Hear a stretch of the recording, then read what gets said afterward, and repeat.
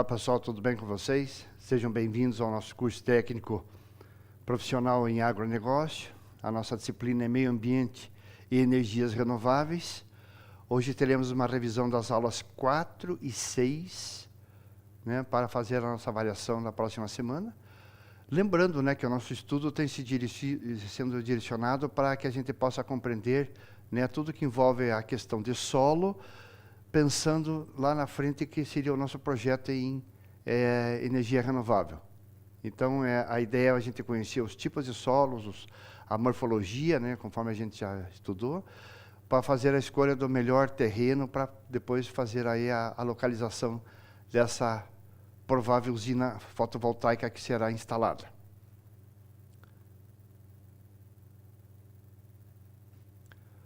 Bom, então na aula de hoje a gente vai fazer uma análise sobre as aulas 4 e 6, no formato de revisão, para tirar dúvidas, esclarecer aí alguns itens, observando, né, que nesse momento nós temos muitas definições. Basicamente são definições que a gente tem visto aí a respeito de cada item que nós temos apresentado para vocês. Então vamos lá, o primeiro item trata sobre as áreas protegidas. Qual é o objetivo? Além de permitir a sobrevivência natural dos animais, das plantas, também, essas áreas contribuem para regular o clima, abastecer os mananciais de água e ainda proporcionar qualidade de vida às populações humanas. Como? Justamente por esse controle, né? Tendo os animais, né, as plantas, e a questão dos mananciais, né, onde você tem a água sendo retirada dali, né, que jorra em direção aos grandes rios, e formam, né, toda aquela cadeia de rios para que a gente tenha atendimento à nossa necessidade como água para beber. Bom, aqui no Brasil existem, na verdade, dois tipos de áreas protegidas. Nós temos as públicas e as privadas ou particulares também. Pelo próprio nome já fica claro, né, gente? Pública pertence ao Estado, né? Pode ser governo municipal, estadual, federal. E as privadas ou particulares, nós temos aí alguém que é o proprietário da área. Existem áreas protegidas particulares devido à impossibilidade de criação de reservas públicas em todos os lugares. Essa é a explicação básica, tá, gente? Por que nós temos tantas áreas ainda particulares? Impossibilidade da criação de reservas públicas em todos os lugares. Então, né, dá para ter uma ideia bem clara, né? Você tem um país com uma extensão territorial de mais de 8,5 milhões de quilômetros quadrados.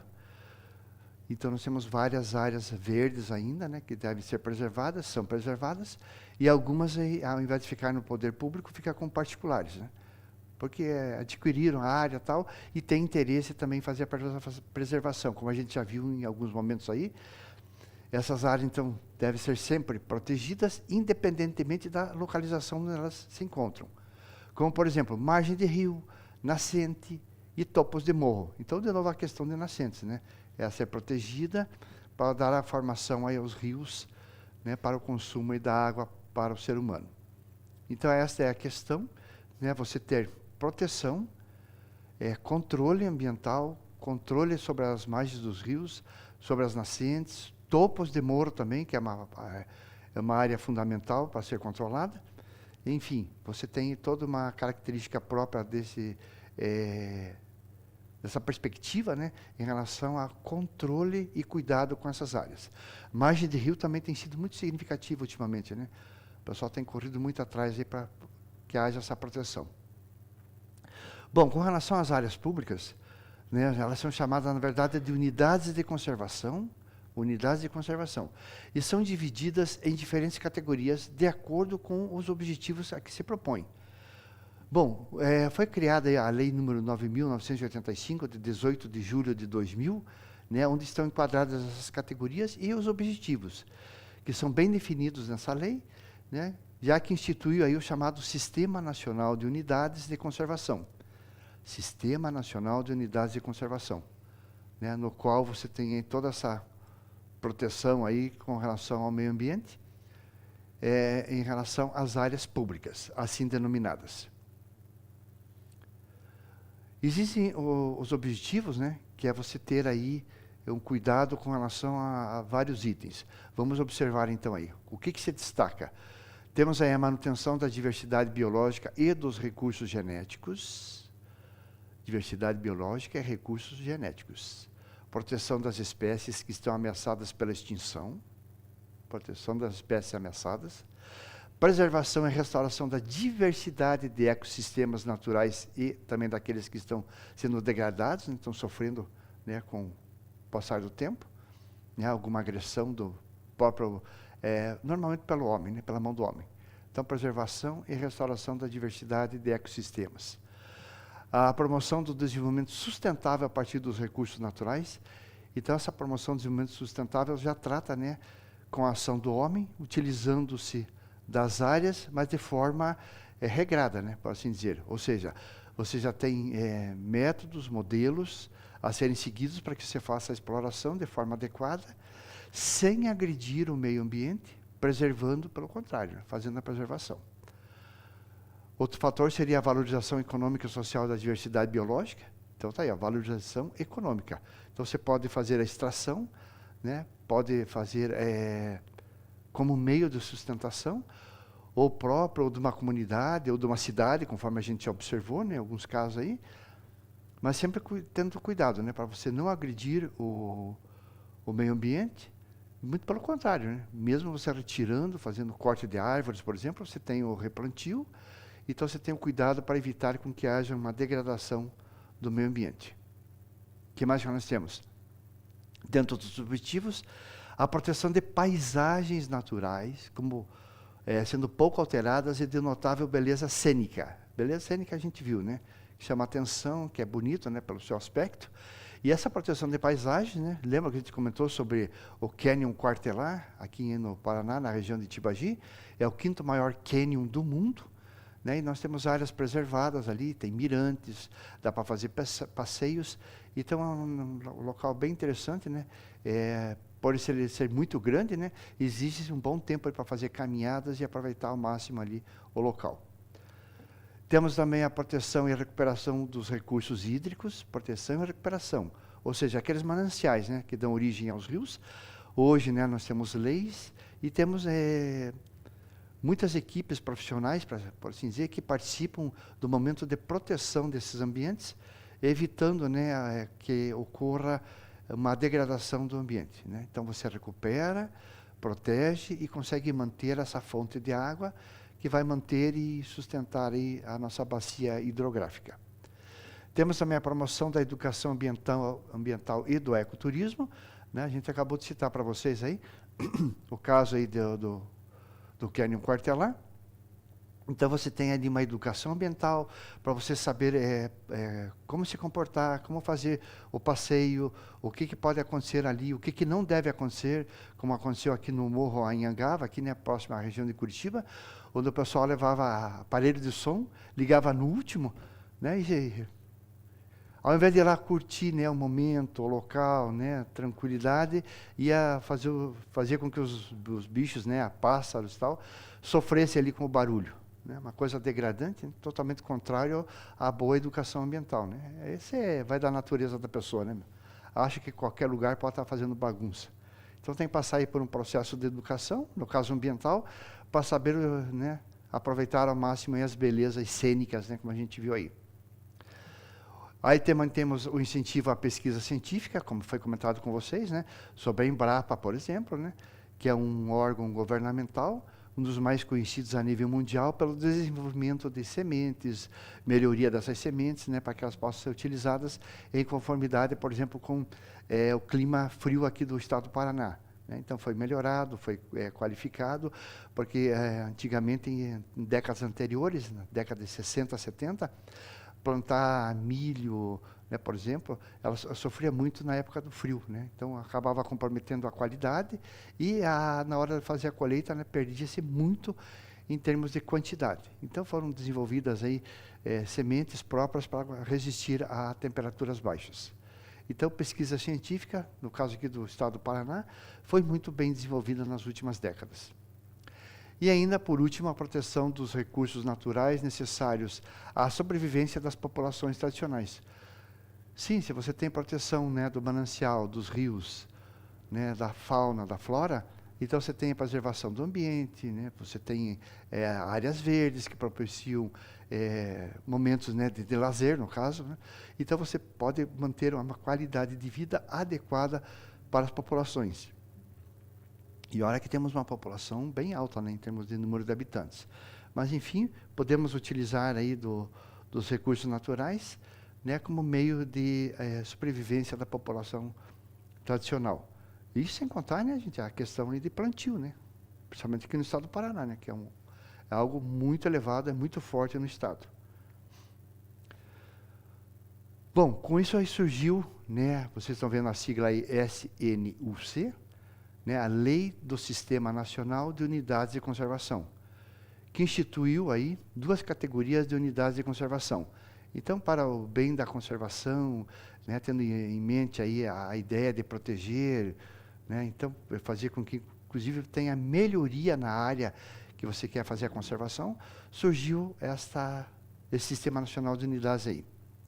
Vamos ver então. Nós temos aí primeiro unidades de proteção integral, onde entende-se por proteção integral a manutenção dos ecossistemas livres de alterações causadas pela interferência do homem, admitindo apenas o uso indireto dos seus atributos naturais. Então você tem uma manutenção dos ecossistemas que estão livres de alterações que é causada pelo ser humano. Então você tem apenas uso indireto dos atributos naturais.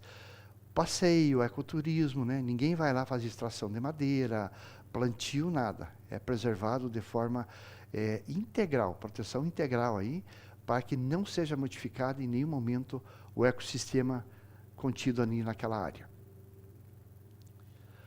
Ainda dentro dessa unidade de proteção integral, nesse grupo aí vão estar inclusos as estações ecológicas, as reservas biológicas, parques nacionais, monumentos naturais e refúgios de vida silvestre. Então, veja, é uma coisa bem interessante, chama atenção, né? Estações ecológicas, reservas biológicas, parques nacionais, para atender à diversidade da área que ali está e, ao mesmo tempo, atender à necessidade do ser humano como forma de lazer, no caso, né? Passeios, ecoturismo, né? Dentro desse pensamento aí para você proteger, ter à disposição, poder aproveitar ao máximo, né, as belezas naturais, né, as vistas panorâmicas, a área, a formação como se tem dos rios, né, onde tem a fonte de água, tudo pode ser visitado de forma adequada, sem exageros. Então vamos lembrar aí aqui no estado do Paraná, ali na Vila Velha, né, em Ponta Grossa, você tem aquelas formações rochosas, e nós podemos fazer visitação ali naquela área. Então você faz uma reserva, é limitado o número de pessoas que podem fazer o passeio, a visitação, justamente para que haja preservação, né, não ocorra a interferência do homem sobre essa área. A segunda unidade de uso sustentável, entende-se como uso sustentável a exploração do ambiente de maneira a garantir a perenidade, né, se perpetue, dos recursos ambientais que são renováveis e dos processos ecológicos, mantendo a biodiversidade e os demais atributos ecológicos de forma socialmente justa e economicamente viável. Então, você tem, né, pelo termo que estão vendo aí, uso sustentável. Você pode fazer a exploração de forma adequada, obedecendo às leis, né, sempre tendo em ideia a preservação do ambiente, né, para que você possa fazer aí o acompanhamento, a extração e o aproveitamento. Pessoal, muito celular na sala de aula, né?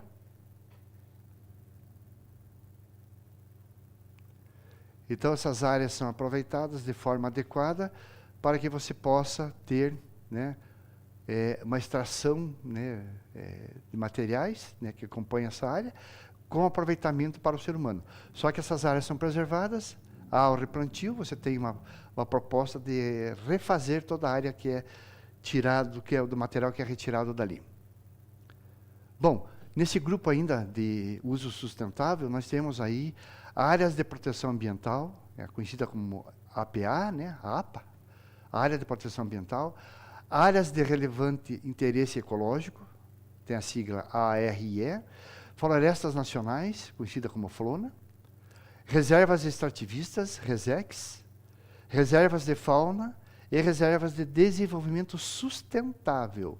Então, veja, são, né, apesar, inclusive, de ter florestas nacionais, mas são áreas de uso sustentável que podem ser exploradas em conformidade com as leis, sem agredir, né, sempre pensando que tudo pode ser reposto, né, em função da retirada daqueles materiais dessas áreas aí. Então, são áreas interessantes, de uso sustentável, né, para o uso do ser humano, porém, você consegue manter as áreas e consegue manter, né, aquela biodiversidade, consegue manter aquela característica que envolve essas áreas aí.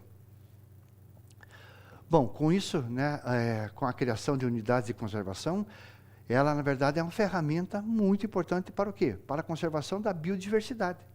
Justamente para atender essa biodiversidade, essas áreas foram criadas, né, o ser humano participa de forma adequada, fazendo com que um percentual ainda muito pequeno, por exemplo, da Mata Atlântica, já tenha proteção.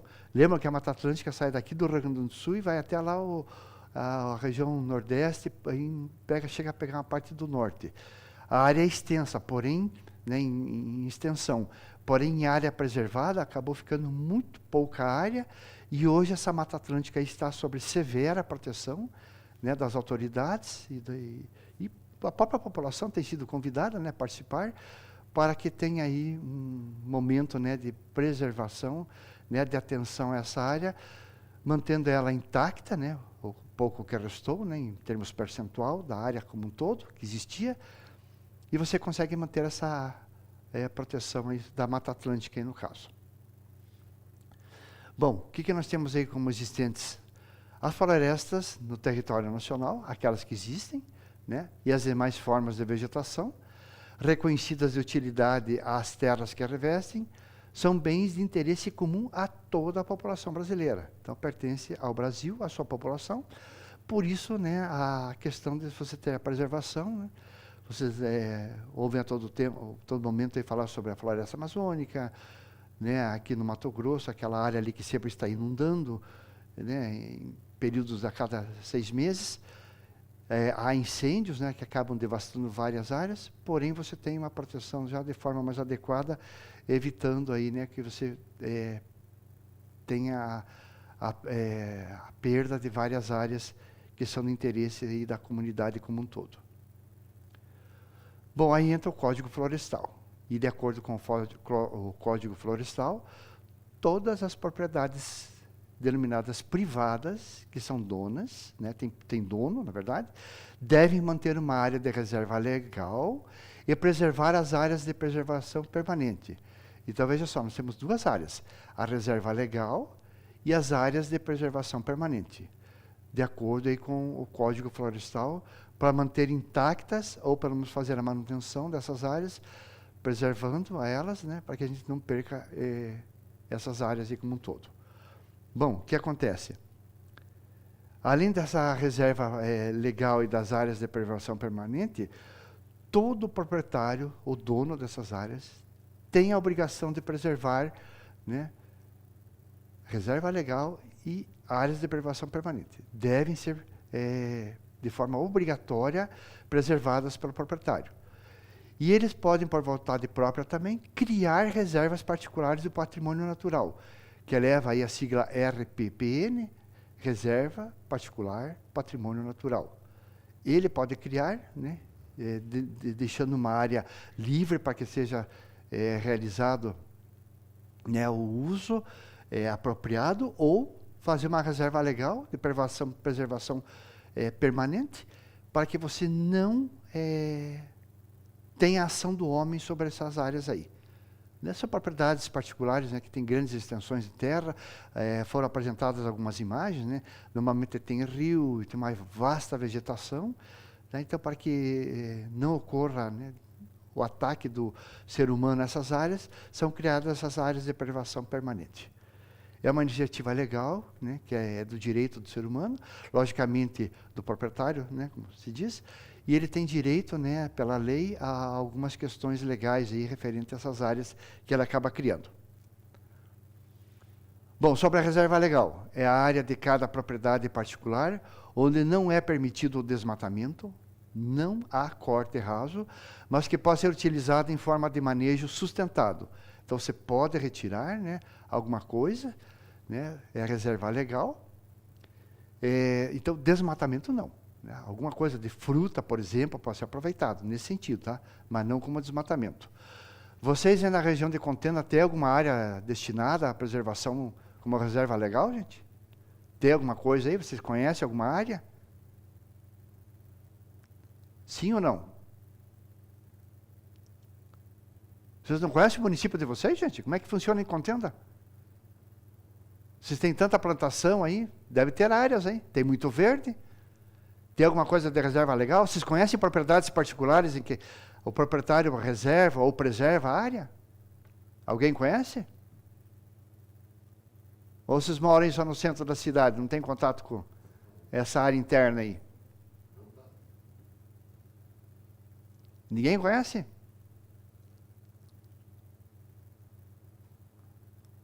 Passe a observar aí, se vocês têm contato com alguém que tem a área preservada, onde é a área, como é essa área, o que contém a área, né? Qual é a vegetação, qual é o tipo de árvore.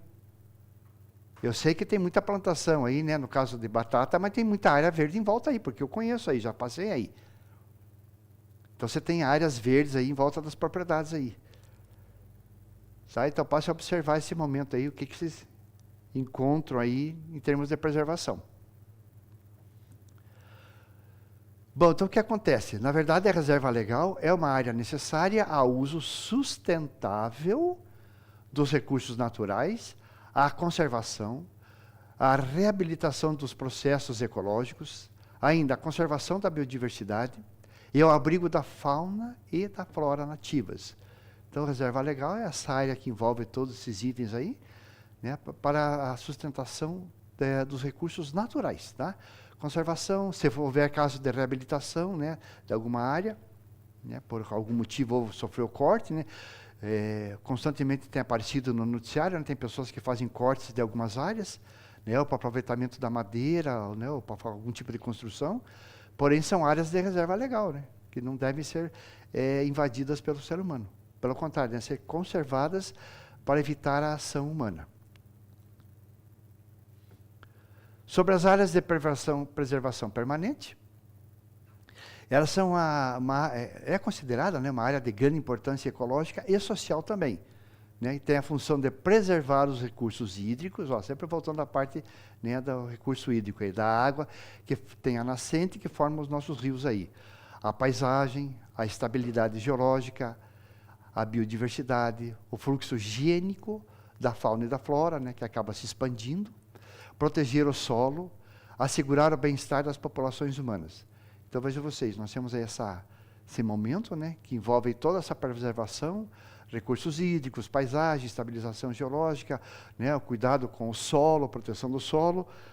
Então, vejam essa imagem aí, por aí vocês conseguem observar, né, áreas com plantio, né, tem plantio ali para milho, né, e uma área de preservação, né. Provavelmente passe algum riacho ali, então você tem extração, né, nos dois lados dessa área preservada, né, se consegue tirar através do plantio o sustento para uma determinada parcela da sociedade. E ao mesmo tempo você está preservando a área para que não ocorra o desmatamento, seja preservado, né, inclusive a gente vê ali que se confunde, né, a área de plantio com a área preservada. É bem legal isso aí, né? Quando a gente viaja para o interior do estado, você vê o plantio de soja, por exemplo, né? Muitas vezes praticamente rente ali a área de escape das estradas, né? Está colado ali, né? Mostrando, né, o interesse que nós temos em preservar, manter um plantio aí, né, com grande quantidade e ainda fazer a preservação do meio ambiente. Essa é a parte legal, né, quando o ser humano consegue combinar as duas coisas, né? Preservação do meio ambiente com o desenvolvimento para atender à necessidade da sociedade.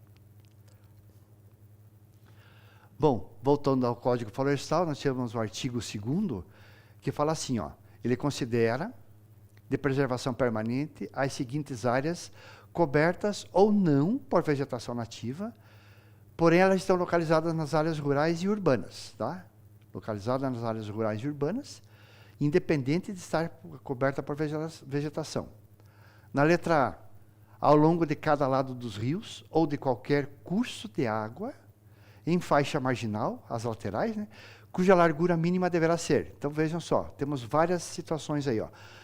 De 30 metros de largura, né, em relação aí a essa nascente, esse rio, o veio d'água aí, para os cursos de água de menos de 10 metros de largura. Até 10 metros de largura, você tem que ter 30 metros de faixa territorial de cada lado, direito e esquerdo. Se você tem uma largura de água entre 10 e 50 metros, igualmente são 50 metros, né, para cada lado da margem do riacho aí, ou do rio. Tá? O número mais ou menos equivale aí à largura do rio, né, da faixa. 100 metros de extensão de largura, quando a água tem entre 50 e 200 metros de largura. 200 metros para o curso de água que tem de 200 a 600 metros de largura. Então, veja como vai aumentando, né, a proporção que você tem, o aumento da largura da faixa do rio. E teremos de 500 metros, do lado direito e do lado esquerdo, e para o curso de água, que tem a largura superior a 600 metros. Então, nós temos aqui no Brasil, né, larguras praticamente todas elas, né. Quem acha que não tem rio com largura 600 metros, pega o mapa e veja lá o rio Amazonas, né, veja lá a largura do rio, né. São centenas de metros que tem lá. Aqui no Paraná nós temos diversos rios, né? O próprio Rio Iguaçu, em vários momentos ele tem uma área bem extensa, né? Então você tem que manter a largura do lado direito e esquerdo na proporção em metros ali, para justamente fazer a preservação, evitar a ação do homem, né? Evitar que haja o comprometimento dessas áreas e não ocorra nenhum problema, né, em termos de preservação. Aí, contendo, acredito que vocês devam ter rios, né? Riachos, rios. Então, vocês passem a observar aí, né, em função da largura, faz uma largura de forma visual, tentar ver quantos metros tem. Aí você já tem uma ideia qual é em metros, né, a preservação que nós vamos ter ali. Vocês viram ali, né? Voltando ali, ó, pode observar que nós temos um mínimo de 30 metros de largura. Tá? 30 metros de largura é o mínimo que nós temos aí para qualquer situação de largura de rio ou curso de água que nós tenhamos. Tá? 30 metros é o mínimo. É a faixa que deve ser preservada. Bom, então dando continuidade aí na letra B, ao redor das lagoas, lagos, reservatórios de água natural ou aqueles criados pelo homem, né, o artificial. Então, ao redor de todas essas áreas aí também deve ser mantida a preservação. Lagoa, lago, reservatório de água natural ou artificial. Na letra C nós temos aí nas nascentes, ainda aqui intermitentes, e nos chamados olhos de água, qualquer que seja a situação geográfica, ou melhor, topográfica, né? Num raio mínimo de 50 metros de largura. Nascente intermitente, aquela que pode apresentar, né, a água saindo em determinados períodos do ano, né, somente em épocas chuvosas, ou em épocas de seca, né, que não apresentam ali a saída da água. Então ela sofre uma interrupção, né.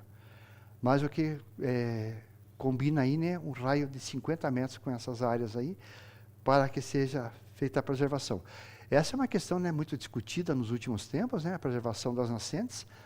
Né, de alguns anos para cá, o Brasil tomou consciência plena a respeito aí dessas áreas, aí, principalmente nascente de rio, né, para que seja preservada, a gente não perca a nascente, para não ter comprometimento com a água que é gerada nesse local, que formam os nossos rios, né. O que acontece com esses rios, gente? Alguns deles acabam virando reservatório de água natural, né, para ser retirada a água, para ser tratada, para chegar filtrada até nossas casas. E muitos desses rios aí têm a questão de reservatórios para fazer as quedas d'água, onde nós temos usinas hidrelétricas instaladas. Então, a ideia é muito interessante e é muito importante a gente manter, né? Vocês lembram aí, alguns poucos anos atrás, que houve falta de chuva, principalmente aqui na região sul, né? Ficamos aí, né, praticamente sem água. Foi limitado aí na região nossa aqui de Curitiba, né? dias intercalados, 1, 2 dias, né, para que não houvesse a falta de água e não comprometesse o abastecimento, né, da cidade como um todo. Mas já passamos por essa situação. Tá? Essa é uma realidade que já vivemos. Ainda de acordo com o artigo 2º do Código Florestal, no item D, no topo de morros, montes, montanhas e serras. Então, aquela preservação que a gente vê, né, constantemente sendo discutida, né, morro, monte, né, que ninguém se aproxime, né, para fazer corte, abrir clareiras, como o pessoal fala, né, e alguns gostam de fazer, né, então deve ser preservada essa área aí. Na letra E, né, mostra aí as encostas, ou parte delas, que tem uma declividade superior a 45 graus. Olha só, gente, 45 graus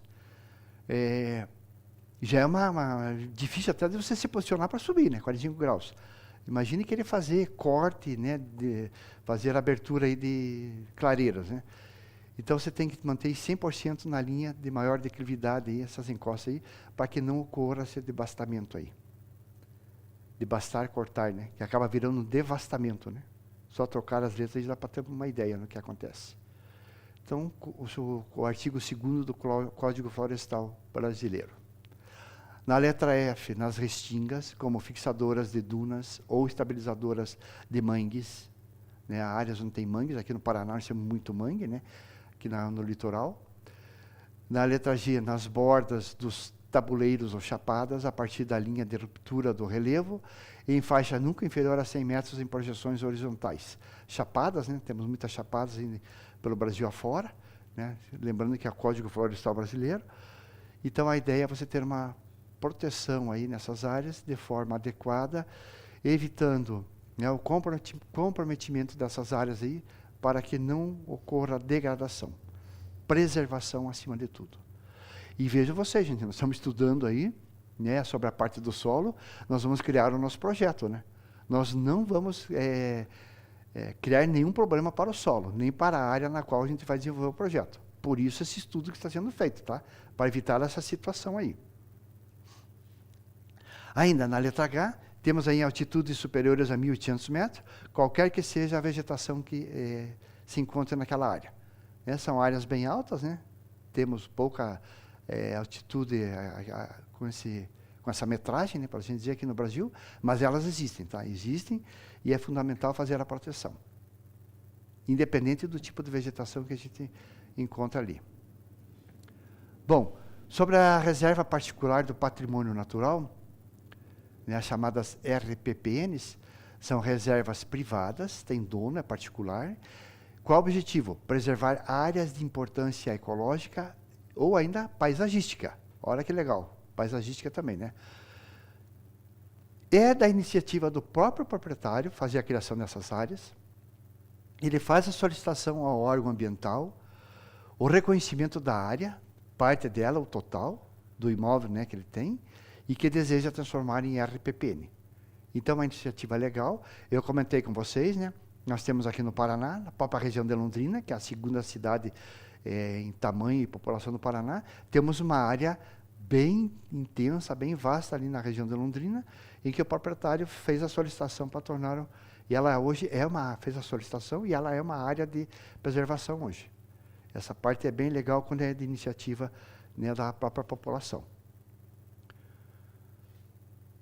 Bom, com isso surgiram, né, os corredores ecológicos, é um termo que é novo. São áreas que unem os remanescentes florestais, possibilitando o livre trânsito de quem? De animais e a dispersão de sementes das espécies vegetais, né, para que elas se espalhem e possam aumentar aí, né, o surgimento dessas espécies vegetais. Tá? Então, são os denominados corredores ecológicos. O que acaba acontecendo? Elas fazem com que haja uma garantia da conservação dos recursos hídricos, do próprio solo, além de contribuir para o equilíbrio do clima e da paisagem. Observem que sempre há essa questão, né, de contribuição tanto para o equilíbrio do clima como da paisagem. O clima porque mantém a temperatura, né, que você não retira as árvores, então você mantém aquela temperatura naquela região, né, que contribui para a formação do clima como um todo.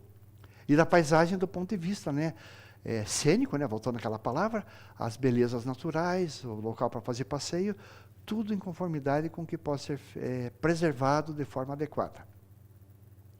Bom, esses corredores aí, né, que unem essas unidades de conservação, elas são reservas particulares, são reservas legais, assim denominadas, áreas de preservação permanente, ou quaisquer outras áreas de florestas naturais.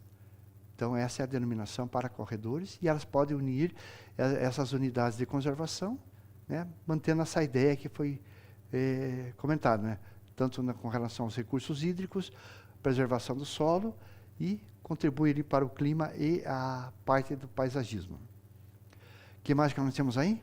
Então, sobre esse conceito de corredor ecológico, ele no Brasil é um termo novo, tá? É um conceito relativamente novo, porém a sua aplicação é de extrema importância para a recuperação e preservação de quem? A Mata Atlântica, de novo, gente. Estão comentando, a Mata Atlântica, já que os remanescentes estão espalhados por milhares de pequenos e médios fragmentos florestais, conforme eu comentei com vocês, né?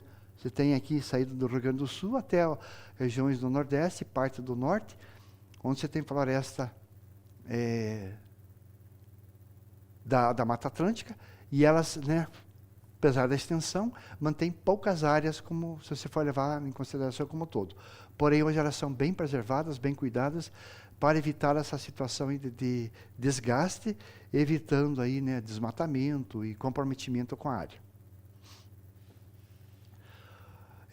Esses fragmentos, na verdade, são ilhas de biodiversidade que guardam as informações biológicas daquela área, daquela região, e elas são necessárias para a restauração dos diversos ecossistemas que integram o bioma, né, o bioma como um todo, né, forma ali o meio ambiente, né, com toda a sua biodiversidade. Então, veja vocês, foi colocado aí como fragmentos, hein? Fragmentos, né, da ideia, né, no caso aí a Mata Atlântica, uma área pequena, se comparada com o que existia anteriormente, né, com a origem de toda essa biodiversidade. Então, a ideia é de você fazer a preservação para evitar aí, né, que você tenha a perda total aí dessa área aí, que hoje é preservada. Bom, quando você tem a aplicação correta do Código Florestal, né, quanto à manutenção ou quanto à recuperação das áreas de preservação permanente e as reservas legais, o que acontece? Permite que se faça um planejamento da paisagem por microbacia ou por município, mantendo todas as florestas interligadas. E é o que a gente tem visto no momento, né? Os municípios se preocupam cada vez mais com as áreas de preservação ambiental, sejam elas naturais ou até mesmo artificiais, né? Por isso eu perguntei para vocês o que vocês têm aí na região de Contenda, né? Qual a área que vocês têm de preservação, o que vocês conhecem. Se alguém depois quiser trazer para a gente aí, né, ou imagem, ou trazer alguma coisa por escrito, gente, dessas áreas que vocês devem ter aí no município de vocês, tá? Vocês têm um município aí com uma extensão territorial bem larga, né, para assim dizer, né, uma área boa. Então, vocês vejam aí o que vocês têm de área de preservação ambiental aí. Que tipo de floresta? Algo similar ao que vocês estão vendo na imagem agora aí, né? Você tem aí, né, um rio percorrendo uma área bem reflorestada. Você tem ali no canto superior esquerdo uma área que provavelmente é para aproveitar com relação a passeio, ecoturismo, né, lazer das pessoas. Porém, você tem, pode ver as duas margens do rio, né, uma área ali dentro daquele limite que nós vimos, né, pelo menos 30 metros ali, deve ser mantida em preservação, né, de forma alguma pode sofrer ação aí do ser humano para não comprometer, né. Provavelmente deve ser um rio que teve aí a sua nascente, até a nascente, muitas vezes até nessa área aí, né? Por isso a ideia de fazer a preservação. Então a imagem é bem característica, né? Bem própria, nos dando uma ideia aí bem clara do que pode acontecer, né, em termos de preservação. E fica aquela ideia, né? Uma área bonita, né? Você pode passear, pode aproveitar e mantém a preservação. Bom, com isso nós entramos no item que trata da pedologia. Nós vamos passar a entender, né, até esse primeiro momento a gente viu as florestas naturais, as artificiais, né, você tem as nascentes, qual é a largura que nós devemos manter ao longo dos rios, para manter e preservar as nascentes desses rios, para que eles formem, de fato, os rios, que vão dar origem aí aos rios de maior profundidade e maior largura, que, em consequência, nos trarão a água que será tratada para chegar até nós para consumo. E também na questão de você preservar em forma de reservatório, para ter ali a queda d'água e aproveitar para você ter a geração de energia elétrica. Então, essa ideia, né, de você preservar, de acordo com o Código Florestal Brasileiro, estas áreas que podem ser públicas, dos governos municipal, estadual e federal, ou áreas particulares, né, que a pessoa, por si só, pede para preservar aquela área, ela faz a solicitação, e a partir daquele momento a área que ele fez a solicitação passa a ser de preservação. Tá? Então, ela pode ser utilizada para alguns fins, porém ela será preservada. E a pedologia agora começa a fazer uma análise do estudo do solo, né? Porque nós temos o nosso projeto, conforme já falei várias vezes, que nós vamos aproveitar uma área, né, que não seja de floresta natural, como já vimos, né? Não tenha rios próximos.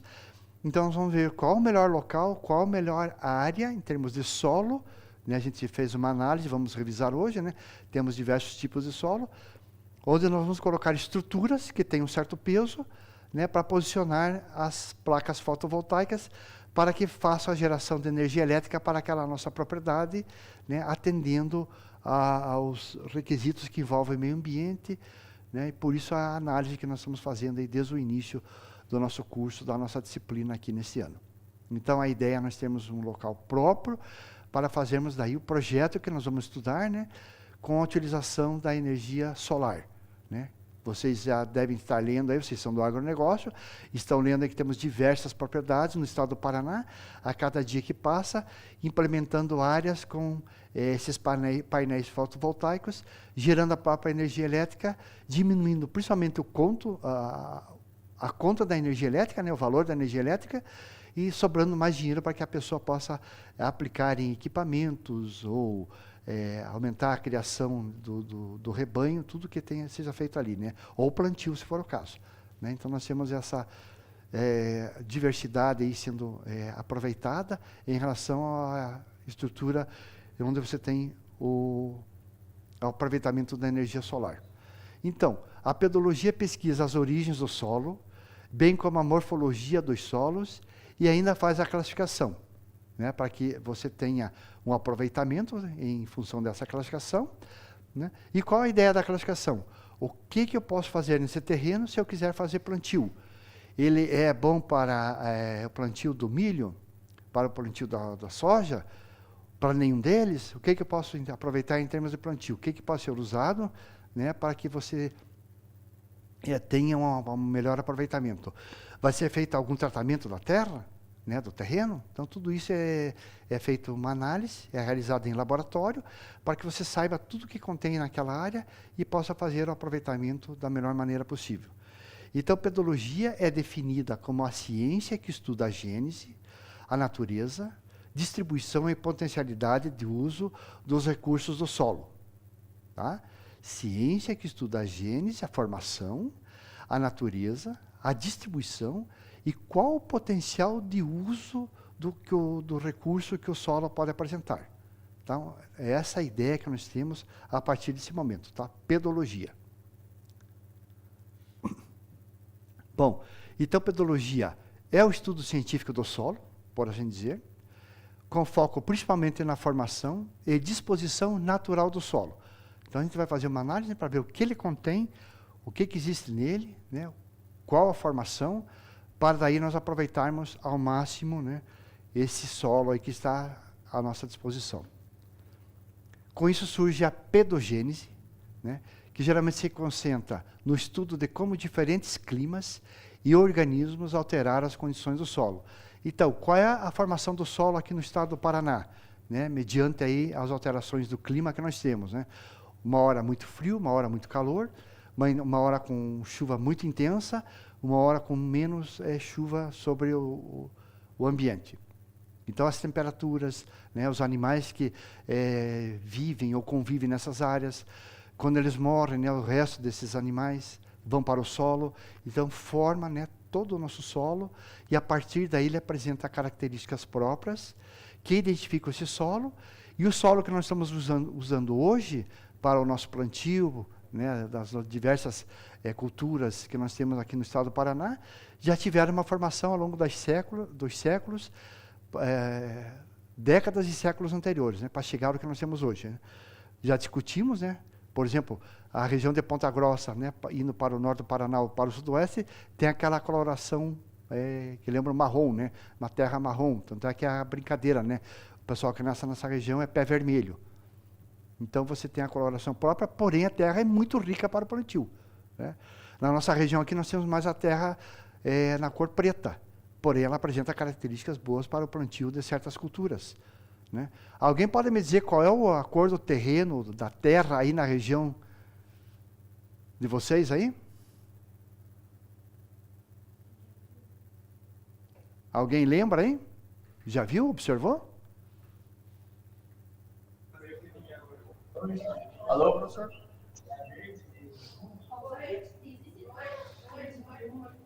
Consegue Alô? ouvir?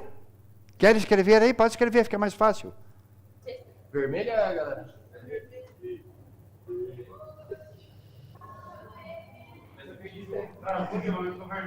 É vermelho ou mais um tom de marrom?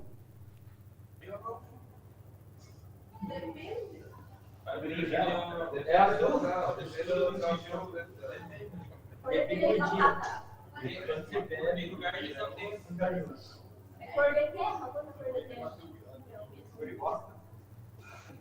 Por isso é bom para o plantio da batata, né? Ficar dentro da terra, né? E vocês terem uma área tão extensa, né? E ter tanta plantação de batata aí, né?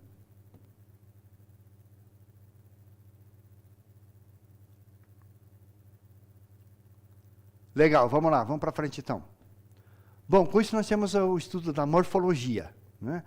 A morfologia do solo é outra seção também da pedologia, que envolve o estudo das características do solo.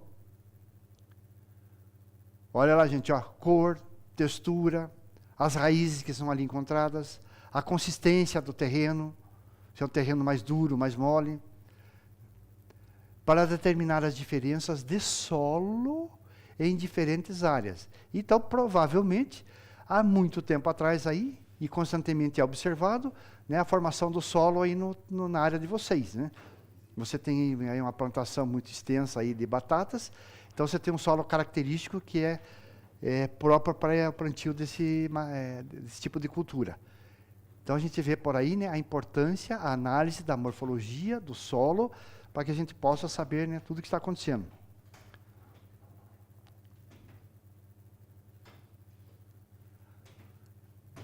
A concentração hoje, o que é, meu? Estão fazendo outras atividades?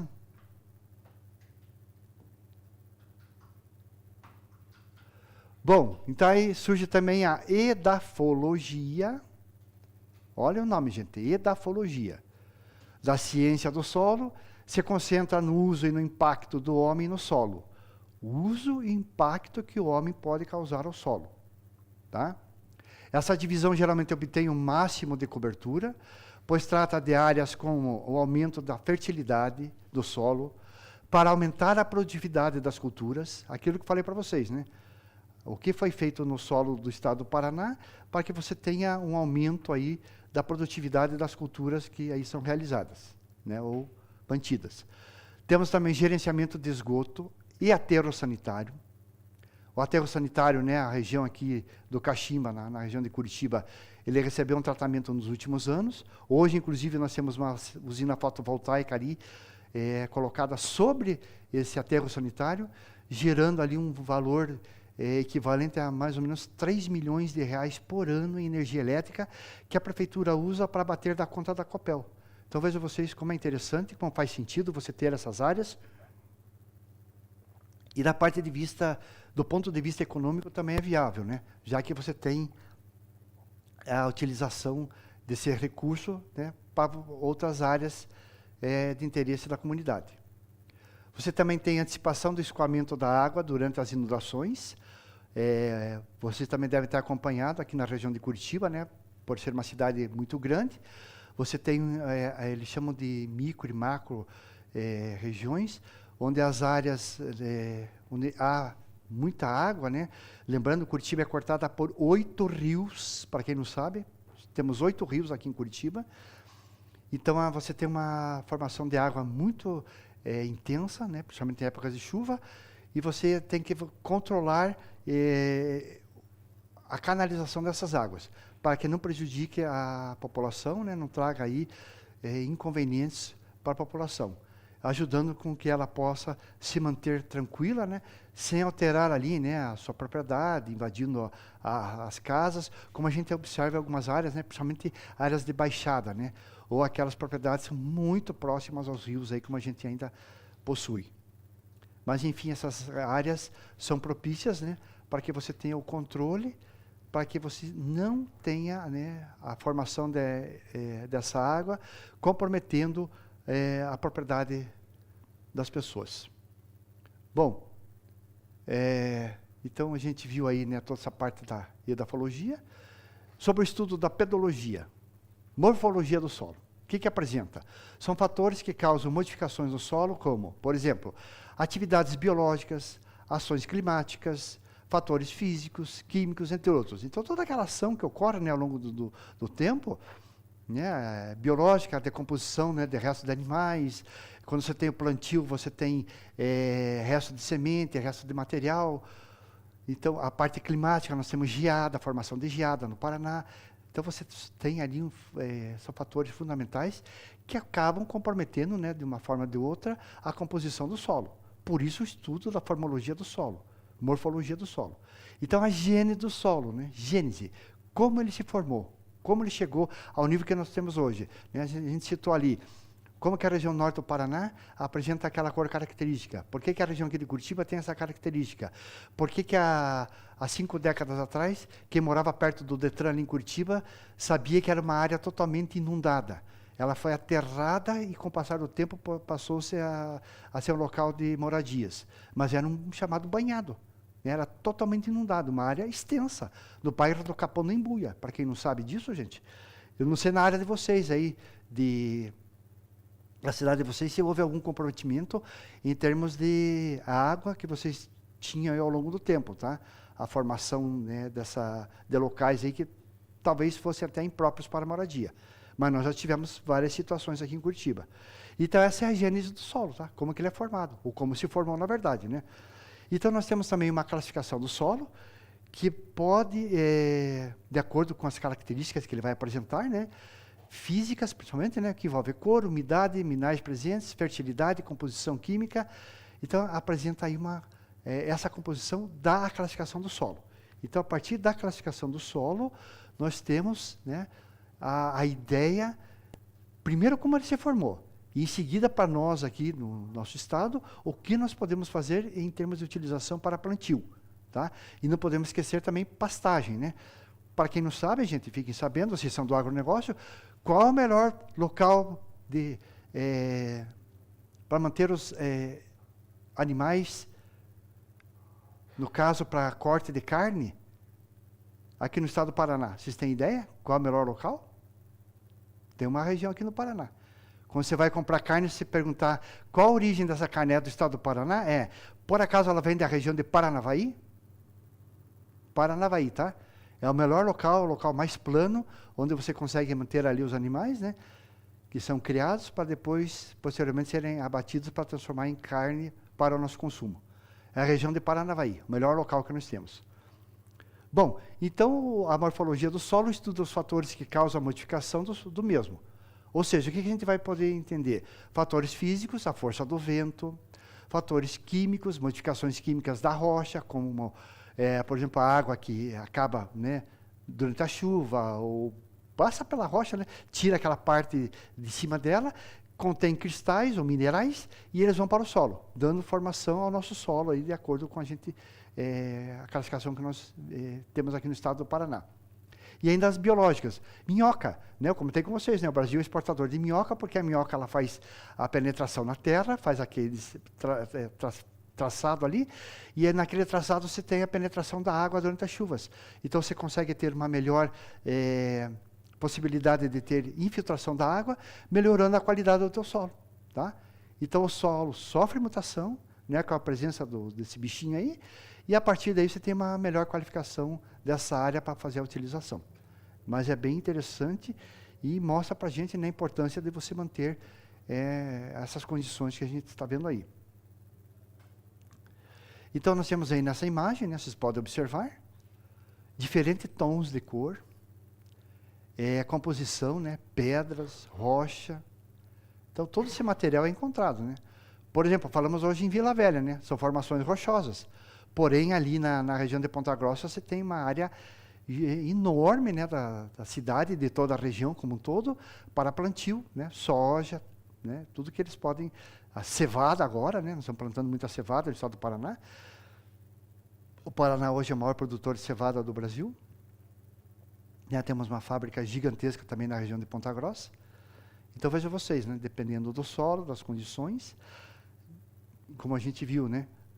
Análises foram feitas, análise em laboratório, para que fosse feito o levantamento, para obtermos, né, o padrão de formação desse solo. E, a partir daí, a gente ter um melhor aproveitamento, né, em função das nossas necessidades. Bem interessante essa imagem, né? Bom, o objetivo principal do estudo é descrever de forma padronizada a morfologia, ou seja, a anatomia do solo, como ele é. E a partir daí, né, qual será a melhor forma de você analisar os resultados laboratoriais para se determinar o tipo de solo, qual foi a sua gênese, a sua formação, e etc. Todas aquelas informações que nos interessam. Então, como eu falei para vocês, no estado do Paraná, né, em função da nossa posição geográfica, né, da nossa condição de produtor de alimento, né, ele praticamente foi todo mapeado, né? Mas nem por isso deixam de ser feitos estudos, análises, né, e melhoria do solo para que você tenha, né, um aumento cada vez maior de áreas produtivas. Mesmo porque não são todas as áreas que são utilizadas ainda, né? E tem a questão da preservação que nós vimos no primeiro momento.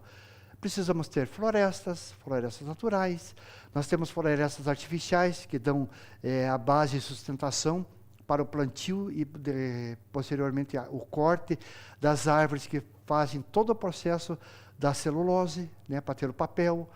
O estado é o maior produtor hoje de papel e celulose e papel. Porém, nós ocupamos uma porcentagem muito pequena, né, em termos territoriais do Brasil. O Paraná ocupa, para quem não sabe, apenas 2,6% do território nacional. 2,6%, gente. E temos toda essa capacidade produtiva.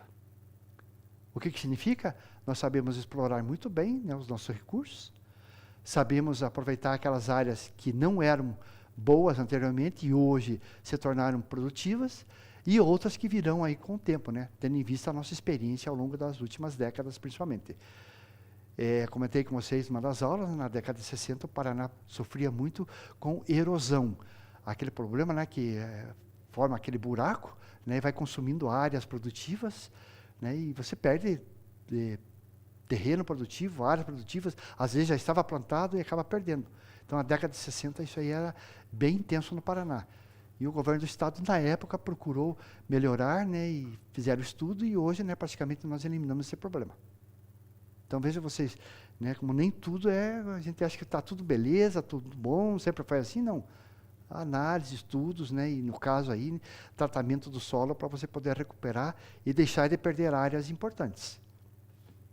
Bom, então, sobre a gênese do solo, o solo também é definido como um corpo natural, composto por substâncias tanto orgânicas como inorgânicas, que estão presentes na superfície terrestre, e elas são oriundas da desagregação das rochas, principalmente. Aquilo que falei, né, a chuva bate na rocha, e aquele mineral acaba saindo, né, com o impacto da gota ou da chuva sobre a rocha, e vem para o solo, né, ajudando a formar, e dando morfologia, né, gênese aí, a criação do solo como a gente conhece.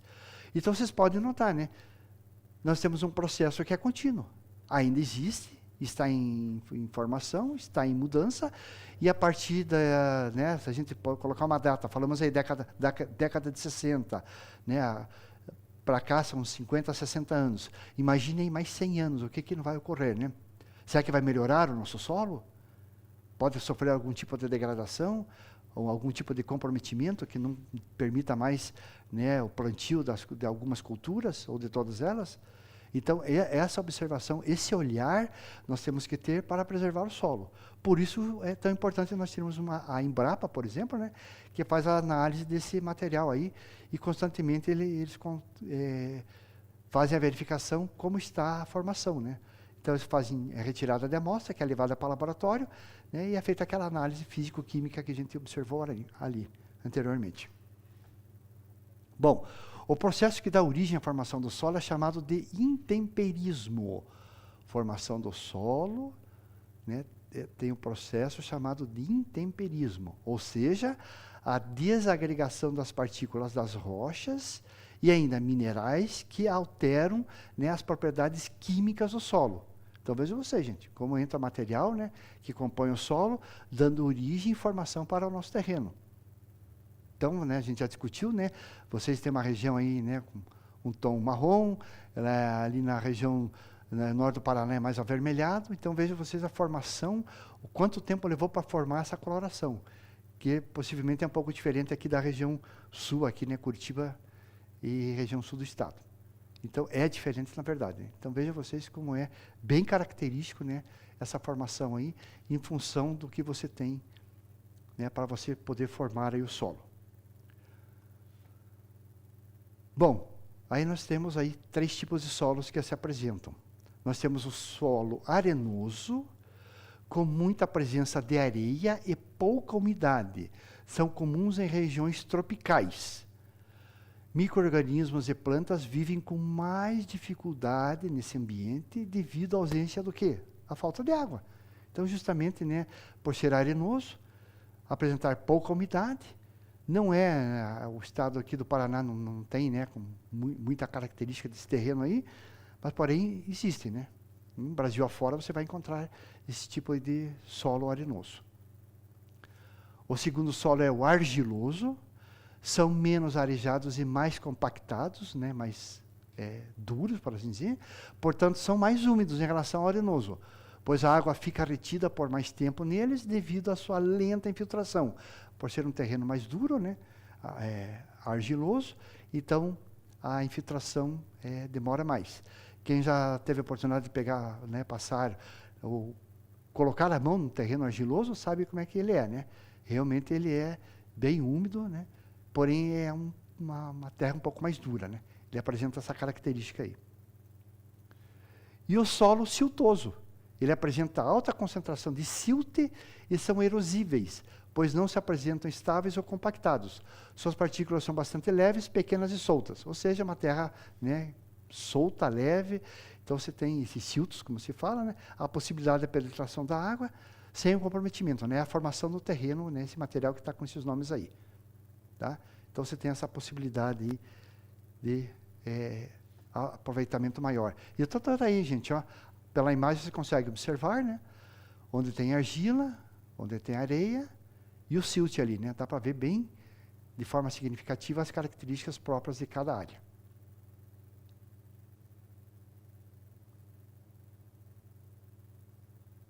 Então, veja você, gente, é essa a questão, né? Em função do terreno que você tem disponível, né, com esse tipo de formação, você tem a possibilidade de usar, né, ou para plantio, ou para pasto, né, do gado, em função, né, do que tem ali naquele terreno.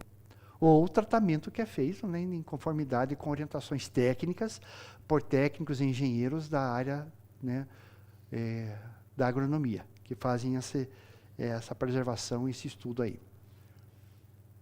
Bom, o solo também, da sua morfologia, apresenta camadas.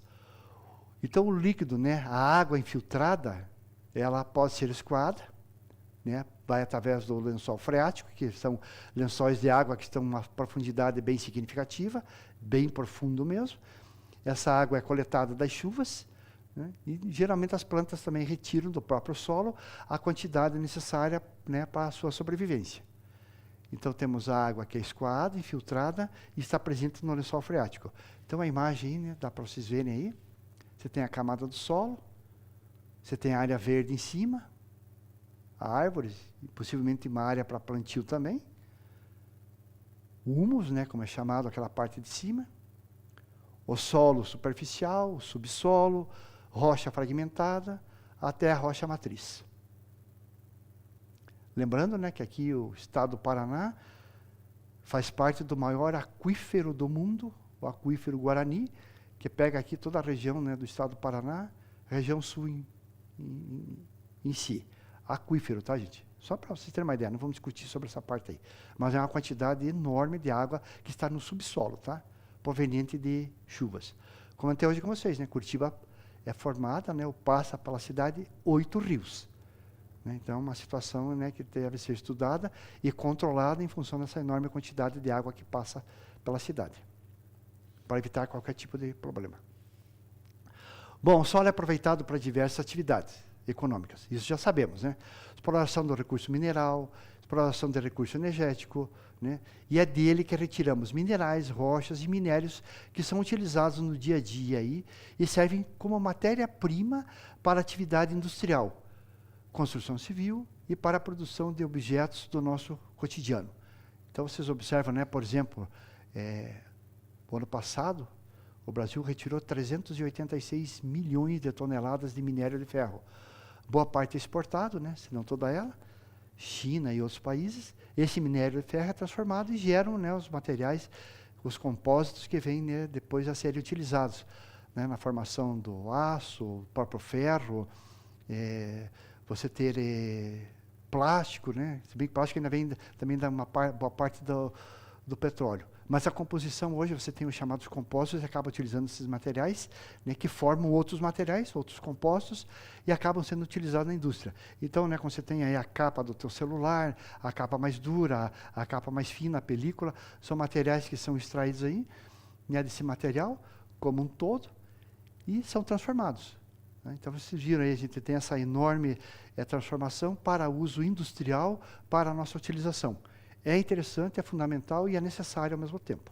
Porém, nós devemos saber preservar e como extrair esse material, né, para fazer a sua utilização. Bom, vocês já viram aí, né, durante a apresentação, que o solo tem a propriedade de conservar água. Né? Você tem penetração ou superficial ou mais profunda, né? Então, você tem um meio para que você tenha o abastecimento dos lençóis freáticos, é esse nome que se dá, né? Os aquíferos, olha, o aquífero que eu acabei de falar, o maior aquífero do mundo está aqui, né, situado abaixo dos nossos pés aqui, e o surgimento de nascentes que vão dar origem aos rios, né, toda aquela formação que é importante aí para manter, né, os rios, já falei hoje, né? Formação das represas, energia elétrica, ou seja, gente, tudo é fundamental para a nossa vida, para manter a vida do ser humano. E também há a questão da qualidade de vida, né? Já que ela promove uma interação, né, uma ligação completa com hidrografia, atmosfera, rochas, minerais, os organismos vivos. É um consenso que a qualidade de vida dos solos influencia diretamente na qualidade de vida de todos os fatores bióticos, os seres vivos. Tá? E os chamados abióticos também, não vivos, que formam aí o nosso planeta Terra. Então, esse convívio, né, que seja de forma regular, controlada, adequada, para que se mantenham as características principais e fundamentais, não se perca o que tem de bom e de melhor, pelo contrário, né, possa ser mantido, conforme a gente tem visto aí, né, pode ser feito, né, a realização dos estudos mostra que pode ser realizado, né, o uso adequado, sem comprometimento, né, da qualidade desses materiais, mantendo a qualidade de vida da própria natureza, por assim dizer, e a nossa qualidade de vida, que é fundamental para a nossa vida aqui sobre a Terra. Bom, dessa forma nós temos um debate, né, um debate intenso, que é promovido aí a nível mundial, né, localizado, às vezes de forma nacional. O uso racional do solo, qual o impacto que pode ser causado, né, o desmatamento da Amazônia, como ocorre diariamente, ou imagens ou debates, né, inclusive interferências externas aí com envio de dinheiro para tentar manter a manutenção dessa área, né, que é considerado o pulmão aí do mundo, mas enfim, eles querem fazer a preservação. Né. Enfim, tudo isso aí leva, né, uma discussão, né, o que pode ser feito, como pode ser feito, pode ser explorado, de que forma pode ser explorado. Vai comprometer de alguma forma? Nós vimos aí durante as aulas, né, hoje você tem plantios de árvores, né, que são feitas daquela forma artificial, né, porém gera uma floresta, e o espaço que existe entre as árvores é utilizado para plantio de outras culturas. Milho, por exemplo. Então você tem ali alguns anos que são necessários para a árvore crescer, se formar e depois virar, por exemplo, no caso aqui do estado, né, plantio para obtermos a celulose e o papel. E no meio você tem, quando há espaço, né, e isso está sendo feito de forma organizada, a plantio aí de culturas que também trazem um alimento, né, para o ser humano. Então a exploração é dupla nesse caso, né? A árvore para corte e o plantio ali da cultura, trazendo alimentação. Então, qual é a ideia das pessoas? Eu consigo explorar comercialmente a questão da árvore e ainda consigo tirar o alimento. Pode ser de forma comercial também, ou posso utilizar, né, dentro da minha propriedade, para que você possa, né, obter ali, dependendo, né, de quantas pessoas moram, trabalham nessa área, né, boa parte da alimentação obtida, né, com plantio direto ali, feito dentro da propriedade. Então, essa discussão é inerente, é própria, né, ela tem todo o sentido de ser feito, né, porque nós estamos tentando entender, ainda, na verdade, qual é o impacto ambiental que nós podemos causar ao solo, até onde podemos ir, sem degradar esse solo, mantendo as suas características próprias, para que ele possa ofertar, né, como meio de um recurso de plantio. Então, nós temos políticas públicas de preservação do solo, os seus recursos, porque é algo essencial para o ser humano. Então, essas discussões são importantes, são necessárias, devem estar presentes no dia a dia, tendo em vista que nós temos a necessidade de preservação. E, ao mesmo tempo, temos que extrair, né, tudo aquilo que pode ser extraído de forma econômica e de preservação, mantendo a preservação, mantendo a sustentação da sociedade como um todo. Então, é legal, é importante, e isso é fundamental. Então, para que a gente entenda, né, o que está sendo feito no nosso curso, pessoal, vocês viram aí, né, morfologia do solo, como que ele é composto, o que ele apresenta, e, ao mesmo tempo, né, como que nós podemos explorar. Voltando ao nosso tema, que será discutido já nas próximas aulas, quando voltarmos às aulas normais. Como que eu vou explorar a minha propriedade para retirar, né, o recurso com energia solar, através do sistema fotovoltaico, obtendo tudo aquilo que é necessário para a propriedade, né, que seria energia elétrica. Né? Vocês têm aí, se vocês pegarem o histórico do estado do Paraná, final da década de 80, né, projetos que eram feitos para levar energia elétrica de forma trifásica não, era um fio de energia elétrica de alta tensão, um fio só, que chegava na propriedade, né, 13.800 volts, e naquela propriedade tínhamos um transformador, pequeno porte, no qual ele fazia a transformação de 13.800 para 220 ou 127 volts, dependendo, né, da tensão que na região estava aquela propriedade. Né? Vocês sabem que temos regiões no Paraná com 220 ou 127 volts para ligar, né, a TV, a geladeira, enfim, tudo que é utilizado dentro da nossa casa ou aí na sua escola. Então, essa foi a primeira etapa que nós tivemos no estado do Paraná, tá? Final da década de 80. O que nós tivemos agora no governo recente? De uma fase, nós passamos a ter 3 fases, né, que foram estendidas a todo o estado do Paraná nas propriedades rurais. Porque o que aconteceu ao longo desses anos, gente? A exploração do solo de forma adequada, né? Plantio, a criação, né, do gado, criação do frango, né? O estado do Paraná hoje é o maior produtor de frango, a criação do porco. Então, tudo isso é transformado em alimento que é consumido no estado, para os outros estados no Brasil, e muito de exportação, né, à Ásia, à Europa, desses produtos que aqui são produzidos no estado. Então, veja, a gente saiu de uma fase, 3.800, para um sistema trifásico, para que você tenha, né, máquinas elétricas de maior capacidade, maior porte. Você tem que ter, quando você tem ali a criação de frango, sistema de ventilação, né, para os animais que ficam ali, você tem um sistema de água que chega até eles. né? Então, isso é feito de forma automatizada. E para você ter automação desse sistema, você tem que ter energia elétrica própria adequada. Máquinas, né, estufas adequadas, com grande capacidade, silos, né, de armazém, de forma adequada e propícia a armazenar aquele material que vai ficar ali contido. Então, essa foi o aumento que nós tivemos em termos de energia elétrica. Está sendo feito, na verdade, né, mas houve uma mudança significativa em poucas décadas. Vejam vocês como é importante. E tal Copel, né, antecipou-se a esse momento para poder ampliar a condição de fornecimento de energia elétrica às propriedades. E nós, por nossa vez, vamos estudar para outras propriedades que queiram mudar, né, ou queiram implantar o sistema fotovoltaico, né, como será implantado o sistema, em que condições pode ser feito a utilização da conversão da energia solar em energia elétrica, para que possa atender a demanda daquela propriedade. Pessoal, até aqui tudo bem? Alguma dúvida? Ficou claro? Essa é a nossa revisão. Vocês estão vendo, né? Muita definição. Praticamente são 10 questões somente tratando de definição. Vocês estão vendo, né? A maior parte é bem tranquila de memorizar, né? Não precisa decorar nada, é só entender, né? A morfologia, como se compõe o solo, né? As características próprias,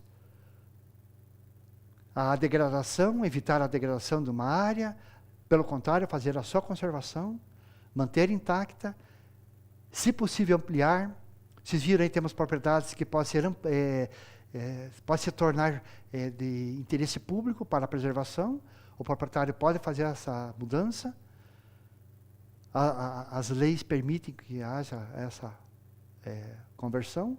Vocês viram ali áreas legais, onde você tem o plantio necessário, né, para a subsistência da sociedade, as culturas que são plantadas, né, de repente tem uma área para pasto dos animais, e temos áreas preservadas, tudo no mesmo local, né, todos presentes no mesmo local, nascentes de rio, que é importante e fundamental mantermos, né, para a preservação dos nossos próprios rios, essas nascentes, formação aí dos lagos, dos rios, enfim, tudo aquilo que é necessário para a sobrevivência do ser humano, trazendo o bem-estar da sociedade.